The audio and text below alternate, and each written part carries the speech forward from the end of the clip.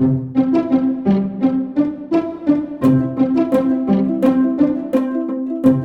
I'm Lisa Firestone. I'd like to welcome you to our series, Experts at Home. And I'm really thrilled today to have with me my friend and colleague, Dr. Les Greenberg. And I'm very glad to get to talk to you today, Les. Thanks for being here. Thank you. I'm excited to talk to you because I do think, your whole work is very focused on emotion.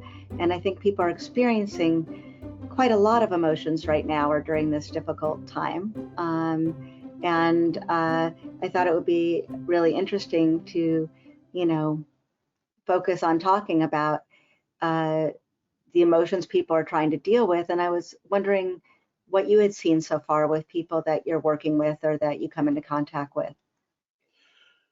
Well, firstly, there's this whole process of, this is like a loss, but people go through denial first and then anger and eventually get to the sort of loss and the grieving for the situation we're in and the world is in.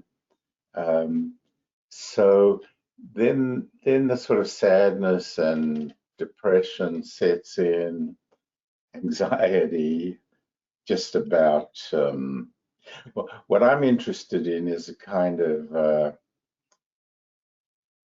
you can call it COVID guilt. Both, if you get infected, then you kick yourself for how did I, where did I go? What did I do wrong? But if you I'm not seeing this a lot, but imagine if you're responsible for your for infecting your elderly parents. So there's sort of caution and guilt and fear. There's so many emotions going on. And then, in couples and marital situations, right from the start, at first there's the conflict about denial versus anxiety. And couples often disagree. One is much more cautious, the other is much more risk-taking. And so there can be a lot of quite intense conflict around that.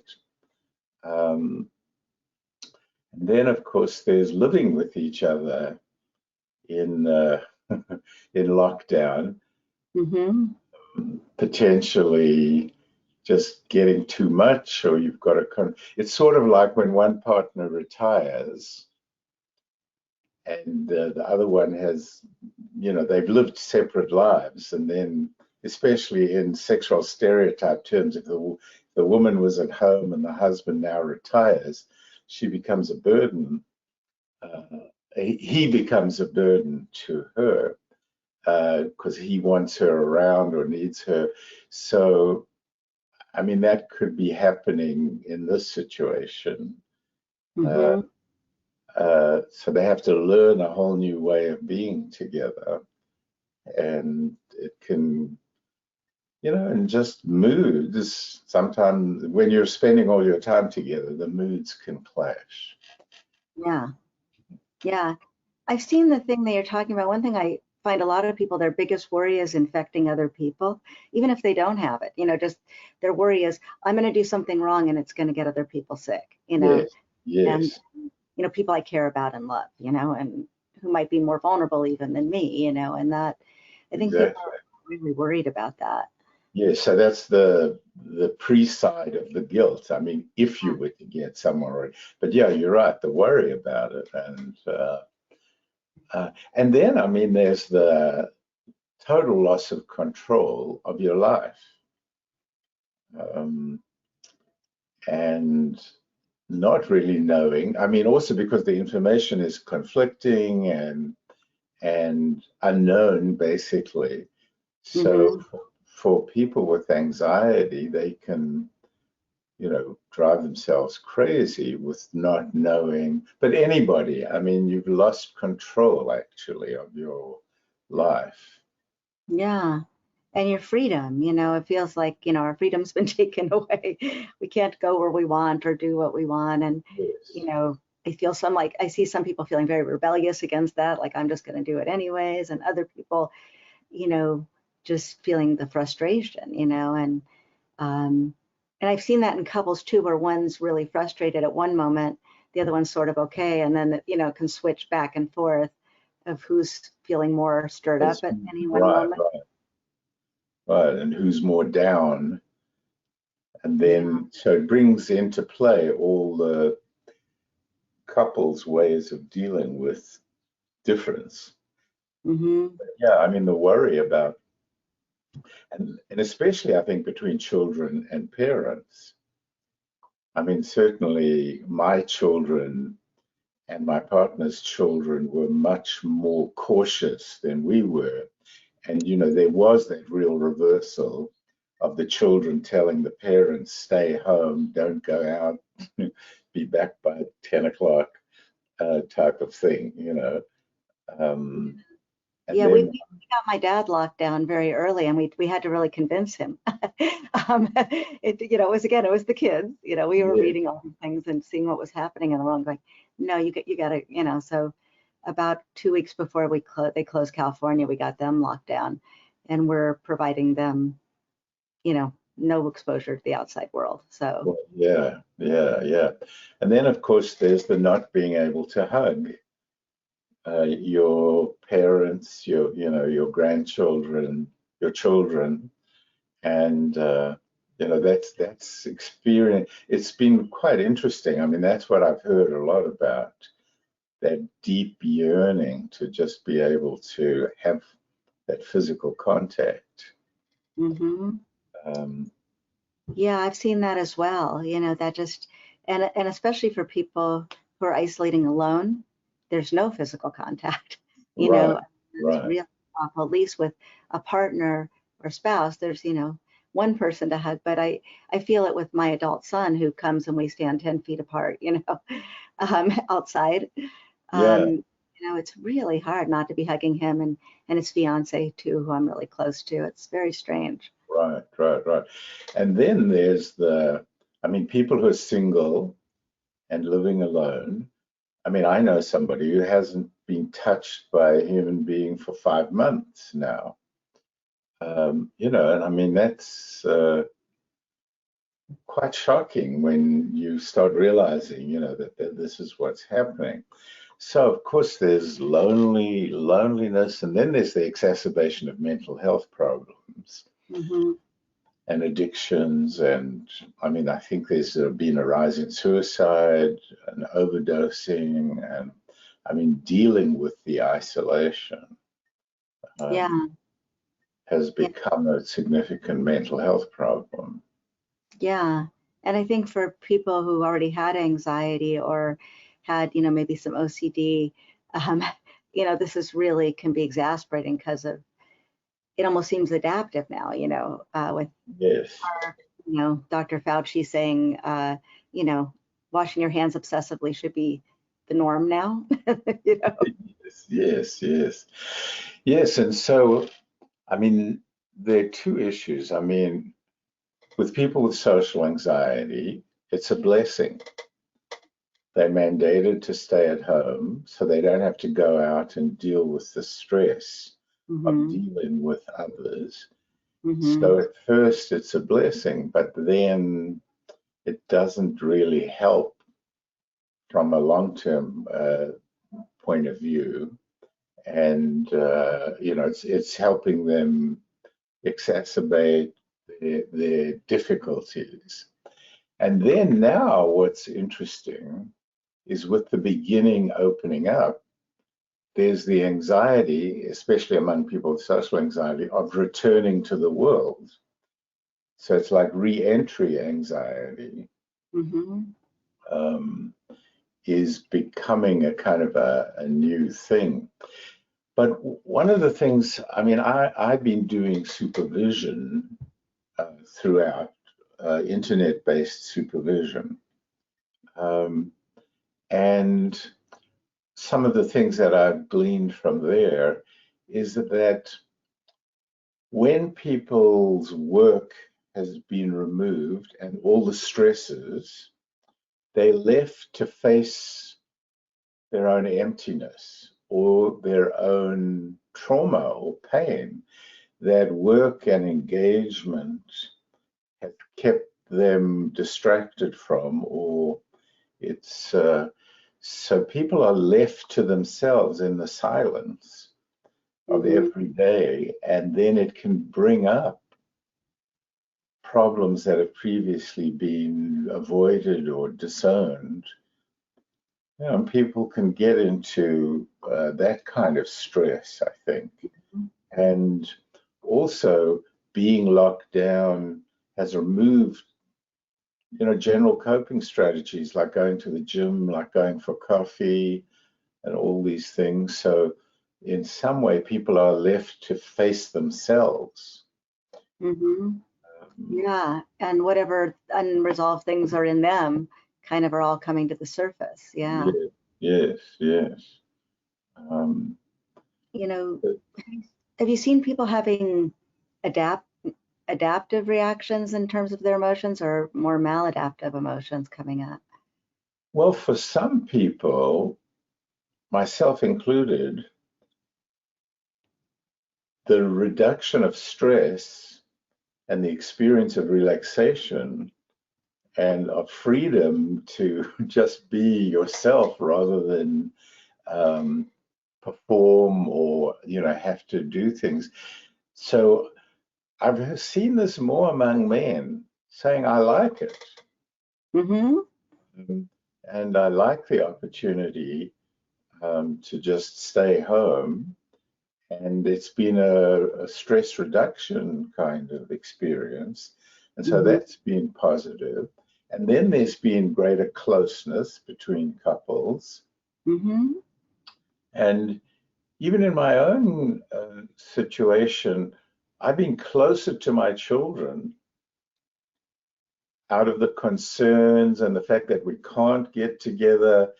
We sort of make efforts to Zoom or to have connection. So just somehow it's increased the positives, I think, and the people's concern for each other and time Mm-hmm. to connect, if only by phone or internet. So I think those have been the positives. And I think, like you said, it was interesting you said you thought that men have been enjoying the time home. I know my husband feels that way, and he's doing some organic farming and things that he loves, and he loves having the time, and he doesn't, I don't think, ever want to go back to the other yes, yes, place. yeah. I mean and then of course baking.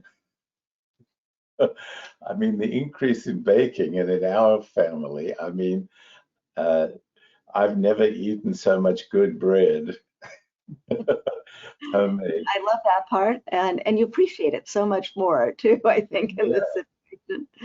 Um, yeah, but and for me, the relaxation of not traveling for work has been nice, that part. And having more time for sleep and things that I don't make time for. Um, that's right. When the sleep part, the reduction of stress, the ability to sleep in now. But one of the things that has occurred also, though, is people were given the opportunity of, oh, I'm going to have to be at home for 3 or 4 months. I'm going to get all these things done that I hadn't done. And then they're not getting them done. And then they're starting to kick themselves mm, for failing to achieve, the goals that they set. Like, um, so that's a sort of stay-at-home stress. right. You're not getting all those things done you thought you would when you stayed home. Right, right, right. Yeah, yeah.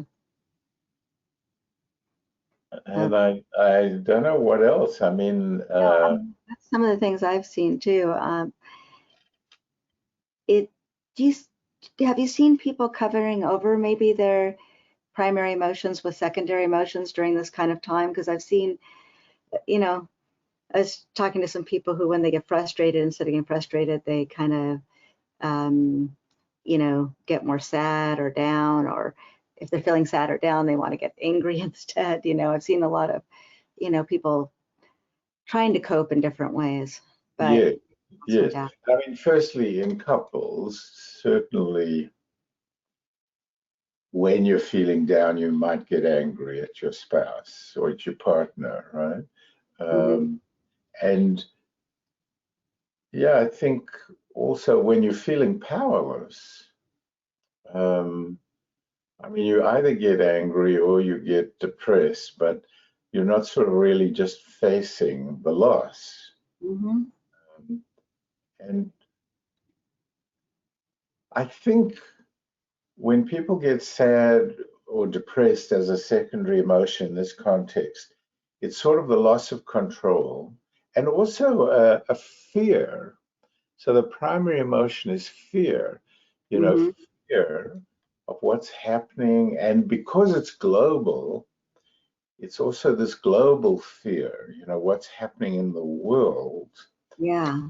Um, but then they get sad and depressed, but actually they're not facing, which is a very real fear in a way, um, Yeah. that there is a danger there and that we can't, we're powerless. Yeah. One thing I've seen is for some people that stirs up feelings of their childhood, you know, where first of all they're being controlled, which is more like their childhood. Um, you know, they don't know what to look forward to because they're not in control of making something happen exactly. Um, and that, you know, they can get really down and depressed, and especially if there was any unresolved pain from their childhoods, it's sort of coming to the surface, you know. Yeah. Um, in this more contained situation. Right, right. And also because of the loss of the distraction of the rest of your Yeah. life kind of has Yes. been removed, you know. So, Kind of what next, you know, sort of thing that people do as a distraction of, oh, yes, I plan this and then I'm going to plan yes. that, And I you mean, know, shopping therapy has been removed, right? So, I except mean, on the internet. No. actually, that's true. That's true. So I imagine that's increased. I mean, people use that as a way to buck themselves up, right? Mhm. Yeah. Uh, but and of course, there's probably so much more watching of TV and all this kind of stuff, you know, as ways of entertaining oneself. Um, yeah, but And I have seen some people use it the way you were saying of being closer to their family in a way, like really valuing any time that they have, making special time, the feeling of caring for one another. Um, and I know from my husband and I, it's been a little bit like being on a vacation. We get to see each other multiple times during the day more, yeah, and yeah, there's, you know, more affection, and you know that part's very nice. yes, yes. And yeah, I mean, at our age, we don't have kids at home, right? So, I mean, the intensity of what's going on, both of closeness and the ability to be together, and then, you know, being driven crazy by having to manage the kids all day. And of course, that will bring out, I mean, I'm not in touch directly with the abuse caused, you know, Hmm. in this, but I imagine, I mean, those people who have difficulty regulating are going to take it out on their kids. And so there's being close and having great times, you know, and doing things that you never did, and also being driven crazy, and the homeschooling that's, you know, supposed to have gone on, but um, you know, I saw a cartoon of the person sitting at home working, and in the background, you see the three children tied up and gagged. Yeah, Uh, you know, you hear about those things, and I know someone who has an only child, and the only child wants to play, with them all the time, and they're trying to work, and um, that's really hard. I mean, I think it's, a little easier if they're siblings, at least, even though they may fight, they also get somebody else to play with and Yes, distract, yes. But Yeah, yeah, I think it's been really hard time for parents. yeah. And then the creativity that has been going on. I mean, what families are doing, musically, artistically, uh, and often that's with the adults and the children, and they get everybody engaged. I mean, some of it's been really amazing. Hmm. Um, Yeah, no, that I've seen too, and that's really, so there's the positive side of the coping, and there's, then some of the more negative ways of yeah. coping. We did get some questions from our on Instagram to ask you, and one of them was, how do I know if I'm processing my emotions correctly? Well, I think that goes to the very heart of the matter with emotion, which is somehow we have an internal monitor which tells us. So this is not a matter of knowing from your intellect, or your logic. It's that you feel more at peace. There's more of an opening and a relaxation in your body when you're doing it right. Mm-hmm. Our emotions give us information through our body, and so you pay attention to what's happening. So, like when you're not processing it right, you have a knot or a tightness in your stomach or a tightness of your breath. And when you're doing it right, there's a kind of a flow, even if it's painful.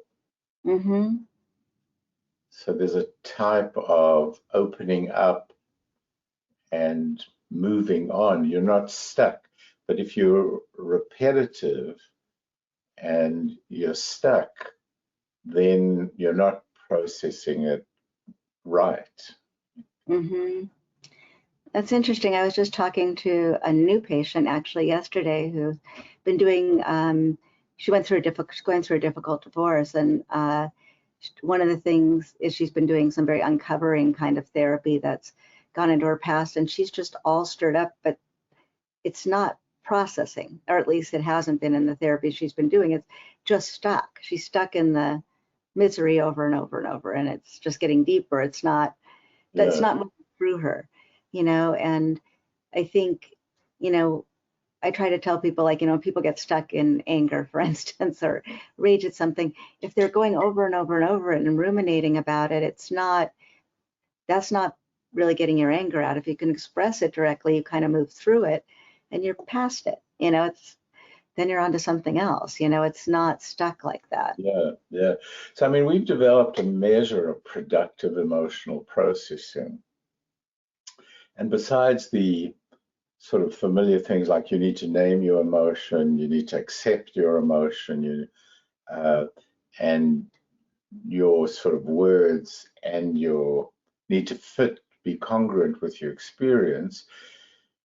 Somehow it's like you have to feel like you're an agent of your emotion. Like I am feeling angry, not you're making me angry.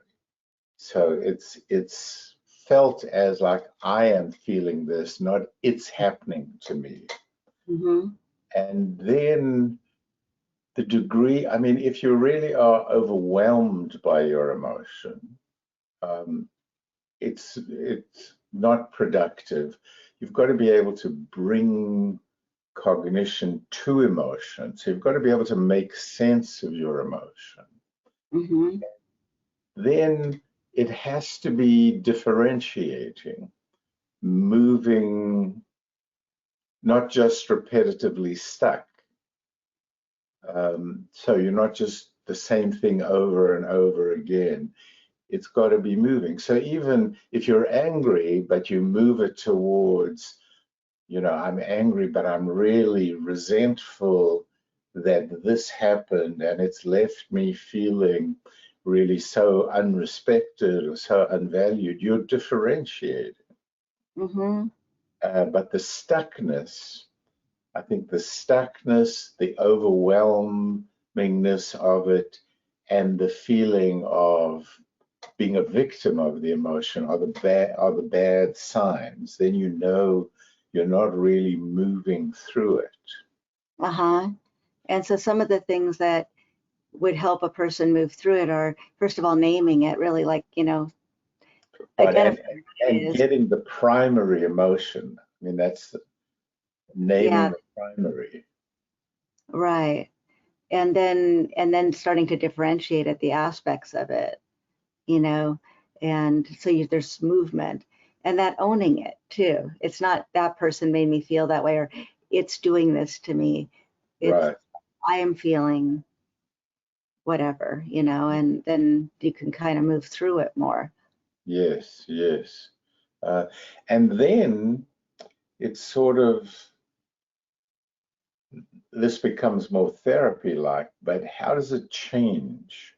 Hmm. Well, then it's getting to the need, the unmet need in the emotion, Hmm.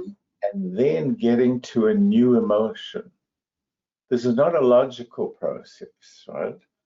It's Hmm. got to do with, so I get to my need. I need validation, or I need closeness, and then beginning to sort of segue into how do you get this need met, and beginning to feel more deserving of the need. Because often when you're in a painful state, it's Hmm. because some need isn't being met, and also you don't feel deserving of having the need met.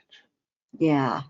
You never had it met in your history, uh, and so on. But if you start to get to the need and to feel like I deserve to have this need met, it changes your sense of self. Hmm. Start to feel stronger and more worthy and Yeah. more lovable. Mm. Very important. And I think a lot of people struggle with that, with being in touch with their needs and with feeling lovable. I Yeah. found that that's something a lot of people don't have an inherent good feeling about, that I work with anyhow. Yes. Yeah. Yeah. And I mean, 99% of the time, that comes from a history of neglect, abandonment, or something of that nature. So Hmm. therapy then involves sort of going back and re-entering that more childhood wounded state, and then trying to help that wounded child within yourself. Hmm. Um, Yeah, yeah. And the fact that you can do that now as an adult who has more resources than you had when you were that child. exactly. Yeah, yeah. Um, so there's something about reworking past wounds, but now the interesting thing is present wound, things that are happening to you right now. So one of the anxieties and difficult issues is lack of access to medical care. Hmm.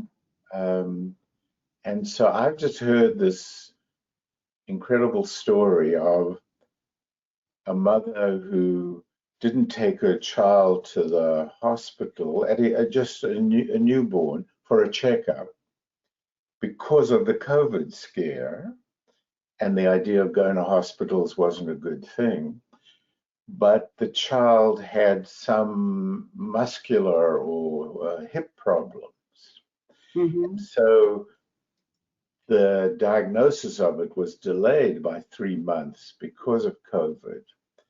So she was unable to get the help for the child because she was advised not to go to the hospital. And then when she went to the hospital, she was scolded for not having done it earlier, right?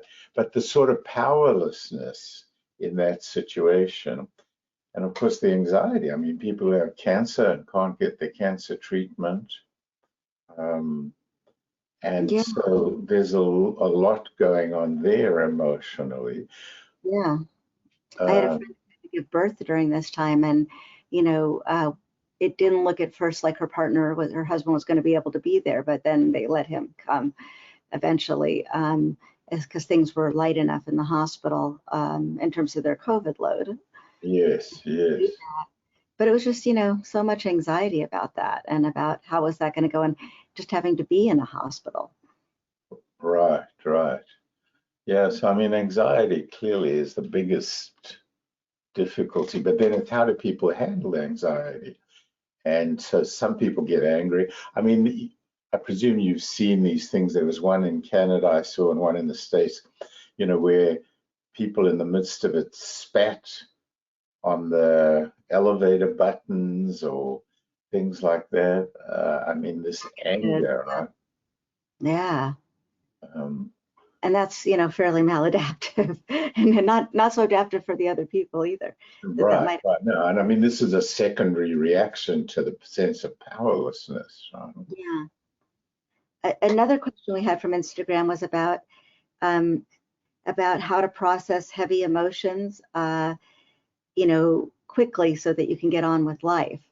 This is somebody who obviously doesn't want this to sit with them very long. Yeah. Well, I'm afraid this is not good news, right? Because it takes time. Mm-hmm. And, acceptance and sitting with it. So there's almost like a paradox of the less you do to get over it, the quicker you get over it. Well, the quicker because it involves acceptance. Mm-hmm. Acceptance means not trying to get away from it. You have to face the dragon. You have to go through it. And so you have to go into it to get through it. And the thing about emotion is it's time-based. Thoughts you can change quickly, but your emotions, you have to dwell in them and let them be, and that will take time. So rushing it is going to increase the stress because you aren't in control of it. It's happening implicitly by processes that aren't in your control. So you have to give it its own time. Mm-hmm. And so that being willing to dwell or sit with the emotion is actually probably the healthiest way to get through it. And it may not seem quick. And, it's not, I don't think there is the quick fix. Like you said, I think that makes it worse. If you're trying to avoid it, it just stays there, and if you're, trying to rush through it, doesn't really happen. Yeah. It's the best thing you can do is kind of accept what is and just be with it. Yeah, yeah. And And it's always trying to get to the root of what it is you're really feeling. So sometimes these feelings that you want to get over aren't really your primary feeling. mm, So you have to try to understand, why am I feeling this feeling? mm-hmm, And try to get to understand what else you may be feeling, so to speak, underneath that feeling. mm-hmm. Yeah, I think that's really important. And partly it's sitting with the feeling, and then is there anything else there? Is there something else? Yeah, that's a key. I think that's a key. What else is there? Mm-hmm. And then when you get to the more primary emotion, you can get to what's that need that's not being met, and I think when people can do that, it really, that's when they start to make more progress or have more ability to, okay, then here's this need, and what do I do about trying to get that met? Right. But until you get to the primary emotion, you can't really even get to the need. Exactly, exactly.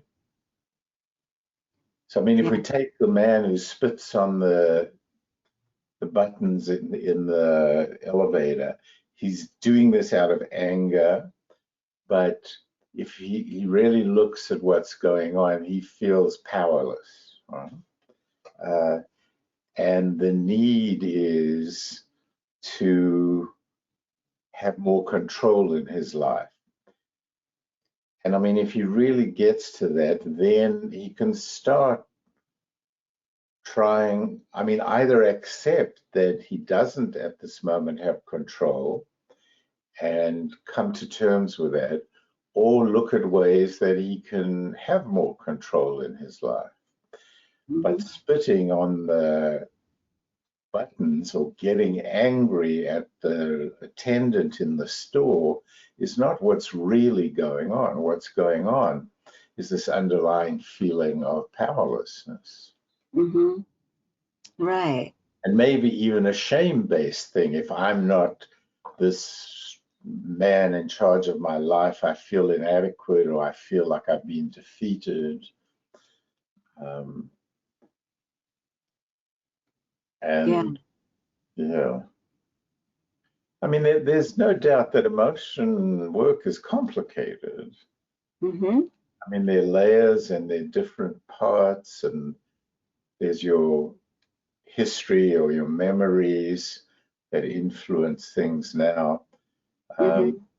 so, I mean, there's both coping, like how do you cope with present situations, Mhm.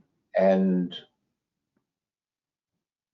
there's also changing Mhm. things that come from your past. And they're two, changing things that come from your past is what real therapy is about. Mhm. Coping is what a lot of current therapy is about, just helping people cope. But that's like putting band-aids often. Um, On doing but that deeper work of dealing with the unresolved issues. right, right. But people need both. I mean, you do need coping skills to Sure. just deal with the present situation. Uh, but deeper work involves changing things that are wounds from the past that are influencing your present. So many people are reacting in the present to things from the past. Right. And that makes their current day responses or reactions not very adaptive because that's not even maybe what's going on in the current day. Right. It's based on unresolved pain and emotions from their past. Yeah. But if you're blowing up in the present at your coworkers or or a situation you're in, for some people, when it's too extreme, they need to learn to, so to speak, count to 10 or just calm down. But that's just a band-aid. I mean, the real issue is why this explosiveness? So, it's not really a matter of managing your anger because it's still there. The issue is how do you go underneath that anger towards a deeper root cause and help that, soothe that, change that, so you just don't get so angry. Right. Right. And that's the deeper work of more deep therapy, that I Yeah, think leads to more, significant change. It's one thing to have a technique for managing your anger, which is better than not having it, but it's not the same as really dealing with what's yes, maybe driving, out of proportion anger. yeah, yeah. And the same with anxiety. I mean, if you really have panic, you need to be able to cross the bridge or manage it, but it's not dealing with the core underlying insecurity that will pervade different situations. Yeah, if you don't deal with that and resolve it. Yeah, Yeah. I agree with you, and I agree with doing that kind of deep work is important.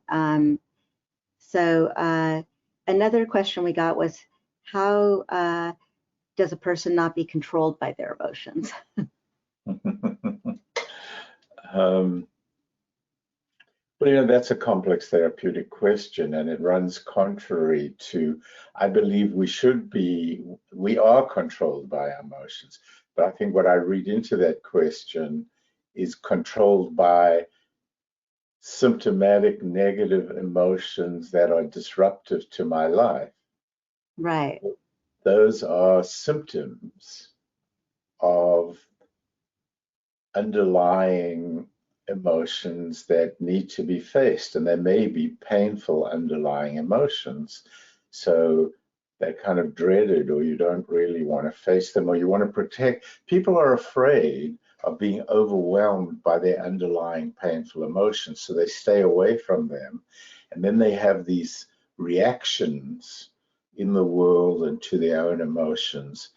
And when they talk about needing to control them, it's these secondary symptom emotions that they are trying to control, and it's the wrong way of going about it.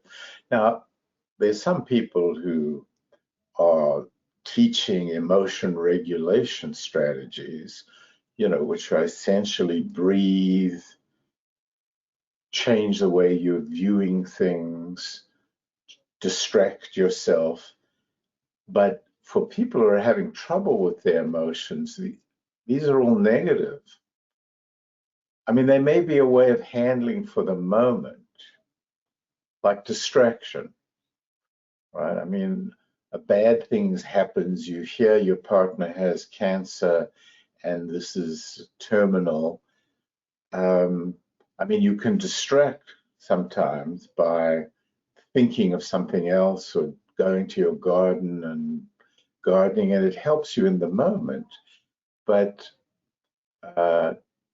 it's just a coping skill.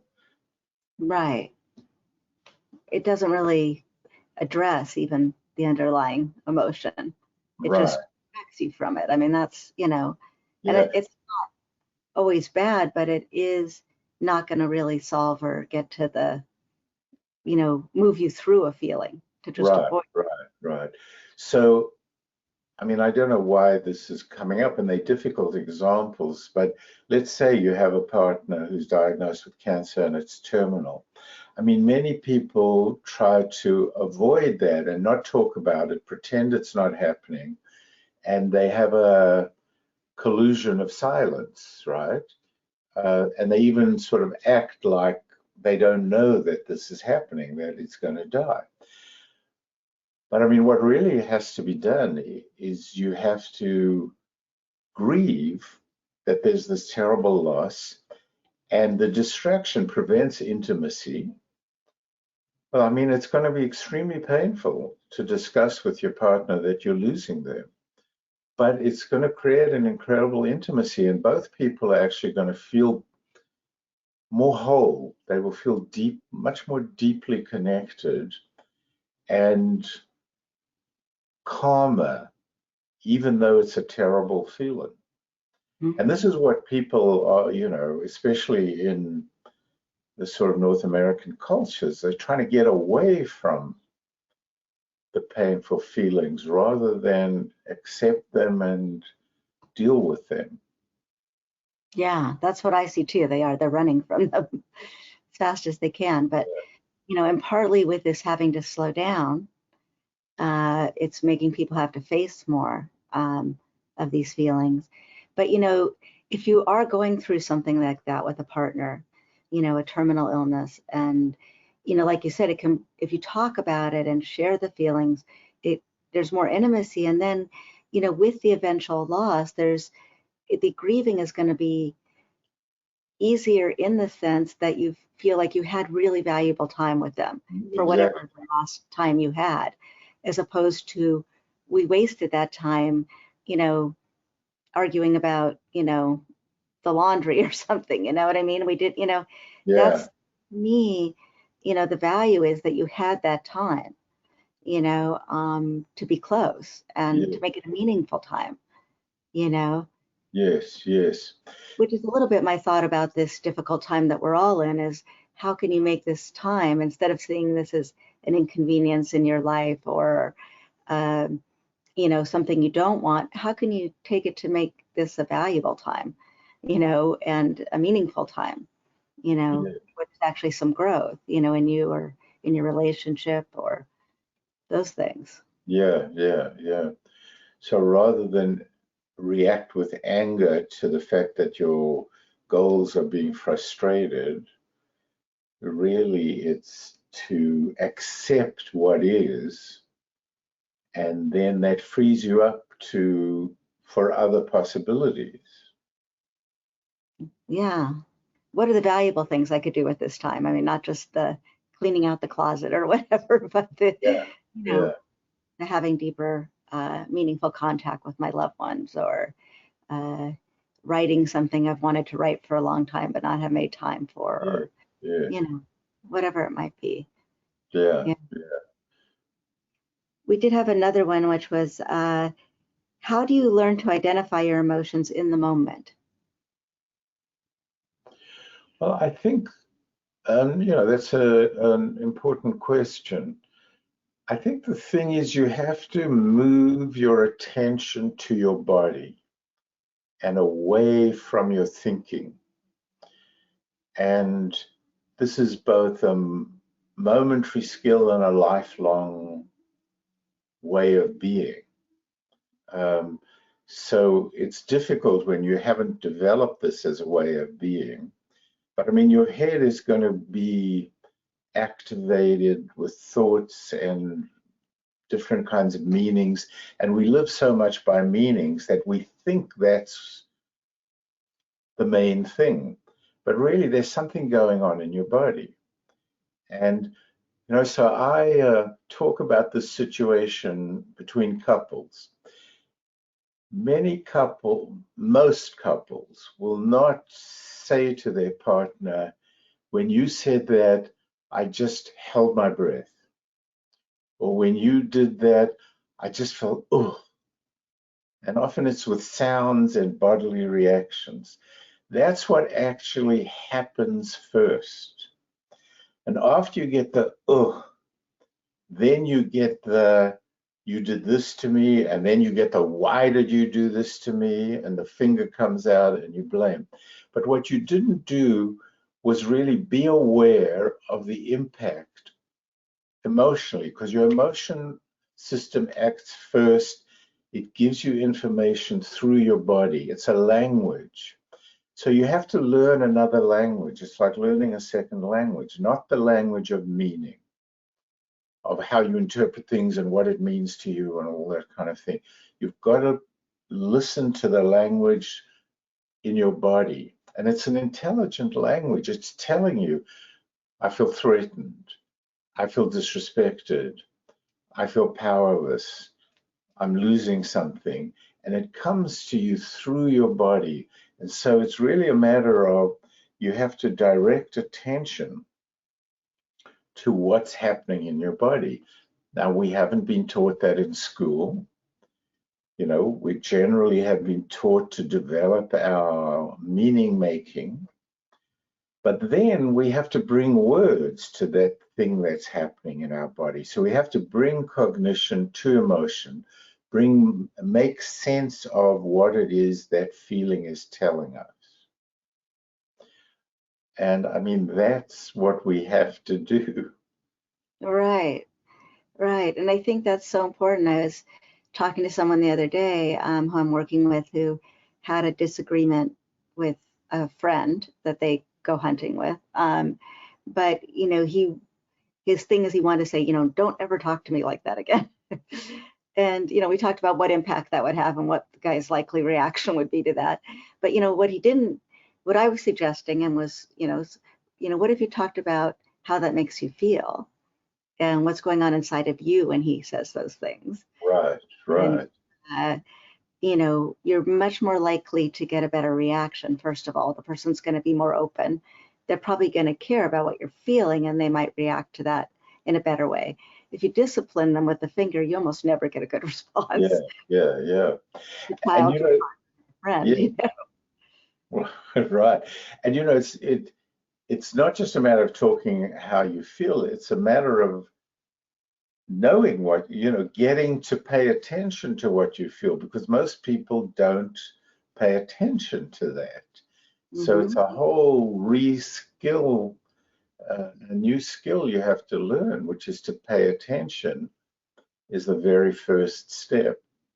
Yeah, I think that's so important. I have another person I'm working with who's been very distant from his emotions. He's very bright and is an engineer, and math problems are good, all good, but you know, feelings are something that he has learned to avoid, partly from his childhood and parents who, his mother only feels happy and his dad only feels down, and there's no range of emotion and nothing else was very acceptable. So, I think it's been a place he just hasn't gone and but he feels like his life is very empty because of that. Yes. And now really wants to get in touch with emotion. And since we've been working on leaning into what he's experiencing in his body and doing, some things to really focus in on that, he's starting to have some feeling experiences. And he feels them very physically, like his chest opening up when he feels, starts to have something come up for him. And it's been very cool to see him having more of these real emotional experiences, which he's been afraid of, but he feels a lot of relief when he just feels whatever it is. Yeah. I mean, thinking about what he's going to feel scares him, but being in touch with the feelings actually relieves him. yes. And you feel alive again. And I mean, I don't know if you remember, I used to be an engineer, right? So I do remember you said that. right. Not, So, not the perfect match for you, but your first career. but yeah, I mean, so you live in that world. It's not a world that's encouraging you to pay attention to what you feel. So it's a And real skill. oh, it's a real skill, and it's one we should be teaching kids. It's, to me, such an important for the quality of your life issue. It's Yeah, amazing that we don't spend more time on it in our yeah. educational process, in our parenting for that matter. Right. And I think the issue is this feeling here is a vague and unclear feeling. It's not fully there, but I think what you can identify is that the first thing is very global, either like it's good and it's active, or it's good and it's calm, or it's bad and it's very active, or it's bad and it's kind of very empty. So you're getting a very global sense of just something is good or bad and it's active or not active. And then Mm-hmm. you start focusing on it and putting some meaning into it. Now, there is something there. So let's say it's very active and it's bad. Right now, you've got to start saying, what is it that I'm feeling? And either it's going to be, I feel violated, I feel enraged, I feel, abused, or it's going to be, I feel such a deep pain, it's so sad. And you can't just make anything of what's there. There No. is something there, but it's not clear. Mm-hmm. And so it takes work to make sense of what is there. And Mm-hmm. it's kind of like a trial and error. Is it this? Or Mm-hmm. yeah, it's a little bit that, but it's more this. Mm-hmm. That's the process. But what's there initially, especially for people who are learning this as a new skill, at first it's going to be a vague and unclear feeling. Mm-hmm. But I think people can intuitively understand that you'll know if it's good or bad, and Yeah. you'll know if it's strong or not so strong. So Mm-hmm. if it's good and not so active, it's like I feel calm, I feel mellow. But the first thing that's there is a global thing which you then have to start working with. Right. Right. So it's a process. And I think, part of what gets in the way of people doing more of this kind of teaching with kids is that they don't do it for themselves. So, it's hard to, I don't think it's the kind of thing you can just talk about without having to have some insight into it in yourself. Exactly. Right. I was wondering what you would say about, the other pandemic that's going on in our country is the pandemic of racism. I mean, it's actually a worldwide issue. It's not just in our country, but it's very specifically, has people protesting at the moment quite actively in our country and other places as well. And I think partly the extreme painful feelings of watching some of the brutality that has occurred recently. Not that this hasn't been going on forever, but the videos of the actual brutality, which are very hard to watch if you feel them, if you feel what's going on in those videos. It's brought a lot of emotion to people that they're now trying to deal with in a way as to make change happen. But there's a lot of emotion in what's going on, and there's a lot of emotion on the other side as well of fear and anger on the part of, at least for some in law enforcement in this country. So it's, there's a lot of emotion stirred up on both sides of this issue. Yes. And I mean, it's happening here in Canada as well, but not as intensely or violently. But I'm not sure what I guess, I wonder what you think, I guess is going on for people, and whether this is, Well, I think the anger of the protest is a healthy anger.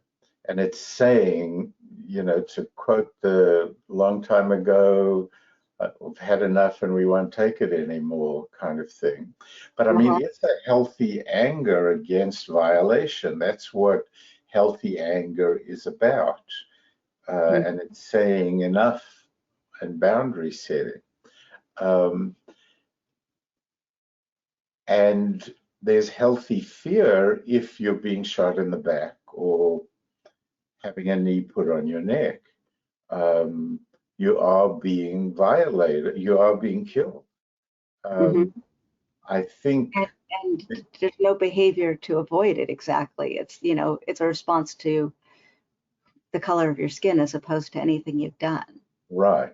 So when you get to the systemic racism, there's the kind of powerlessness and the fear, and these confronting us with how Black kids are police proofed and brought up. Apparently there was I didn't see a video, but a little girl saying, I'm not, I won't hurt you. I have no weapon. I mean, she's being taught that if she sees a policeman to do this. Right? So, I mean, that comes out of a fear of actual consequence. So there's a lot of fear underneath it. And then I think on the side of the authorities and that, I mean, there's the shame of being accused of being bad or wrong. There's the fear that somehow they're going to lose power, they're going to lose control. But I mean, it's all emotionally driven. Yeah. But this is what's so complicated, because this is what gives emotion a bad name, that emotions lead to irrational action. But emotion is not behavior. So, I mean, the behaviors come from values and from goals and intentions, but you're sort of moved by emotion first. And then it's how you manage your emotions, but not how they're irrational. I mean, they're not irrational. They're all actually saying very important things. But this is where symptomatic emotion, I mean, burning down the police station is not the anger or the rage of having been violated. I mean, it's a further step. So that's a secondary emotion, the violence and so on. They're not dealing with their more primary feeling, I think, you know. Right.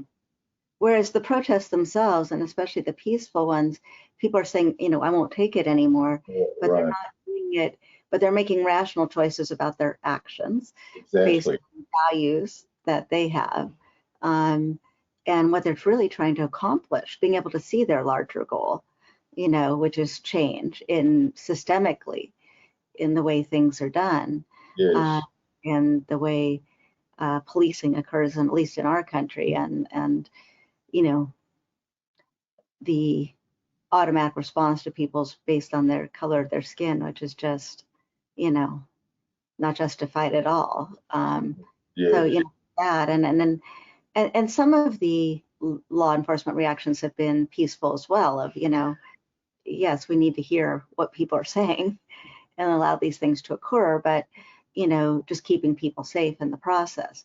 Very different than the ones who are actively attacking or doing things to people who are being completely peaceful. right, right. Um, so I think, the ultimate issue is we need to integrate head and heart, emotion and reason.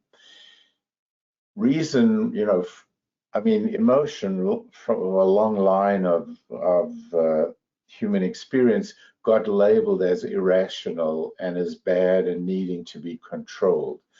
I mean, that's what needs correcting, but it's important to make the distinction between using reason to carry out what emotion is trying to achieve. But emotion isn't these negative behaviors. Mm-hmm. Um, and it's actually people's reason that's leading them often to more violent behaviors or their values. So Or it's distorted beliefs and ideas, it's distorted thought processes and that are probably contributing a lot to that aggression and yes, yes, yes. Um, and in a sense, the rage, say, of burning down the police station is actually a secondary anger. It's and it's a behavior. It's not your primary emotion. mm-hmm. Even if your primary emotion is anger, the reason the goal within anger is to protect your boundaries, to not be violated, not to destroy. Mm-hmm. It's actually to protect. So, I mean, there's first this feeling of I'm angry that this has happened and I don't, it's enough and no more, but that doesn't mean I'm going to destroy, which is Right. much more complex down the line kind of thing. So it's not the initial healthy anger that's leading you to be destructive, but in the world, it's looked at that way still, that your emotions are irrational and out of control, and we've got to be reasonable here. Well, it is true, we've got to bring reason to emotion, uh, but emotion is saying something important which needs to be listened to. Right. And especially when you can get to that primary emotion of, wait, I'm angry because my boundaries are violated and this is not okay and I don't feel safe in the world. And that's not okay. Yes, Which is, I think, what's leading to the protest originally, you know. And then for some leading, there's the secondary anger that's leading to bad behavior. And, I think on the part of law enforcement, there's also a lot of secondary anger and justifying, distorted beliefs and, you know, going away from that shame and turning it to anger. yes, Some yes, bad behavior or, you know, exactly, on exactly. that side of it. And then, as you said, some of the law enforcement are listening, so that the next thing is not only are emotions giving us important information, they need to be listened to by others. But it's if you don't listen, then we start getting escalation. Yeah, But if we recognize that emotions are saying something important, they merit being listened to. And certainly when we get into couples conflict, it's listening to each other's emotion that helps de-escalate. Yeah. Yeah. It's interesting. We had somebody write a piece for us about what's going on in terms of the racial injustice, and talked about, on the part of white people, that it would be really important to do active listening, and that would be a really important. She broke down exactly what that is, and what it's like when you actually listen, as opposed to, are not really hearing, or hearing something you want to hear, not what people are saying. Yes. And it's interesting. We've had some people have a very angry reaction to that. What do you mean I have to listen? But active listening is a good idea in your yeah. Great. Right. And when people say, what do you mean listen? They're not in touch with their fear. I mean, that's a fear-based response with secondary anger. I mean, somehow it's a threat. And then they react with anger and invalidation. Right.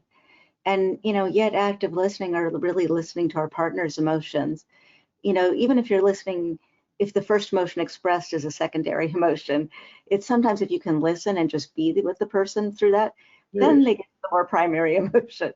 Right. And then they identify the need, but I think we want to sometimes shut down our partner, especially if we, feel threatened by what they're saying, or we want to fix, what's going on for them. But just listening is such an important thing. Absolutely. Listening to our own emotions, but also listening to those of people we care about. Yeah. So that's a good summary, right? Listening to our own emotions and to others. Right. If we could all do that, things would be a lot more peaceful